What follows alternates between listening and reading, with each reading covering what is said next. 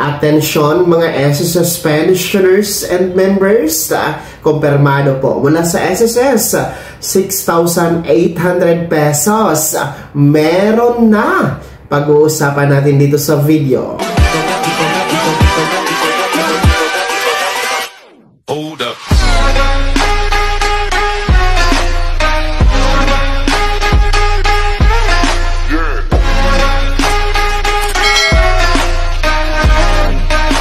Hello mga ka-vlogs! Welcome dito sa aking YouTube channel. Magandang araw po sa lahat ng mga manonood.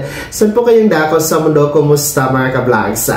Eto ha, kumpirmado mula sa SSS, 6,800 pesos. Inanunsyo na. Meron na po ito. Mamaya-maya pag-uusapan natin. Pero kung bago ka pa lang dito sa aking YouTube channel o di kaya hindi ka pa nakasubscribe, abay click niyo muna ang ating subscribe button na nasa baba. Huwag kalimutan na pindutin ang notification bell. Ilagay sa all para updated ka sa lahat ng mga videos na i-upload ko. So, eto na nga po, no, mga pensionado, maging mga miyembro na SSS, kakapasok lang po na anunsyo, posted po sa Facebook page ng SSS, kung saan nga po pinangalanan na ang apat na nagwagi at mag-uuwi ng consolation prize na nagkakahalaga po ng tig 6,800 pesos bawat isa. Para po ito sa kwentong SSS 2025 pa contest. Ito ay in line sa ika-68th anniversary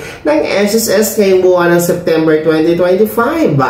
Kung niyo po naalala mga ka-vlogs, meron na po tayong grand prize winner na nag-uwi po o mag-uwi ng 68,000 pesos. No? At aside sa grand prize winner ay meron pong 10 na mag-uwi po ng consolation prize na tig 6,800 pesos. At ito na nga po, pinangalanan na po, inanunsyo na po ng SSS ang unang apat na nagwagi ng consolation prize. At sila po ay ang mga sumusunod.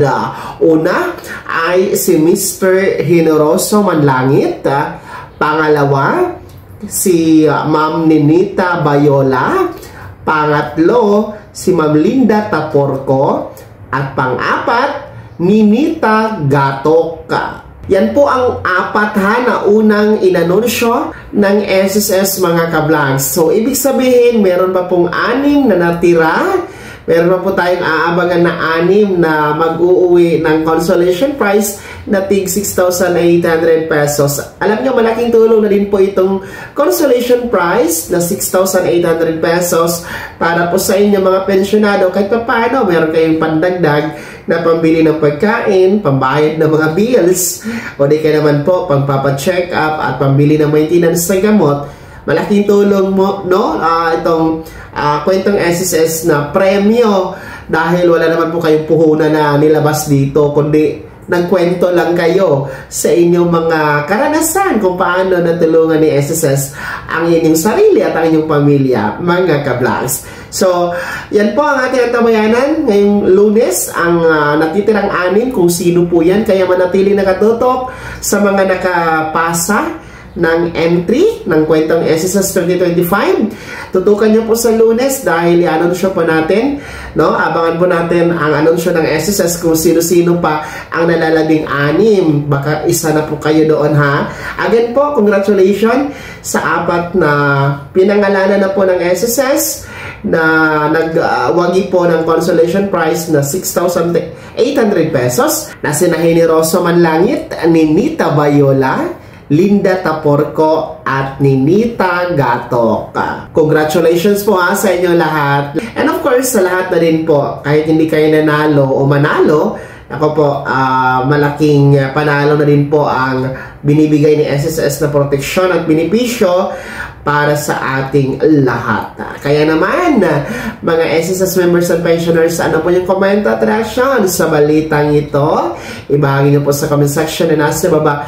Pakilakip na mo pangalan at kung taga saan kayo bago ako magtapos sa video na to. Kung gusto niyo po sumuporta sa aking YouTube channel, maaari niyo pong i-click ang ating super thanks button na nasa baba. Sa mga gusto maging miyembro, pwede po i-click nyo lamang ating join button.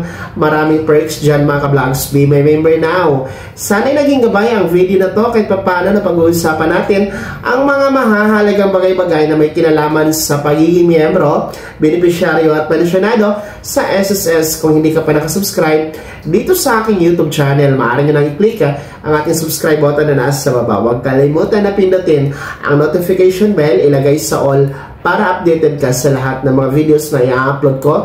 Maaari nyo rin i-like ang video na to at kung meron ka pa magkatanungan, maaari nyo i-komento sa comment section na nasa baba. Paki-follow na din po ang aking official Facebook page na nasa screen nyo. Muli po, ako si Daniel Timpawan na nagsasabing dito sa aking YouTube channel, Pawang Katotohanan at lahat totoo lamang.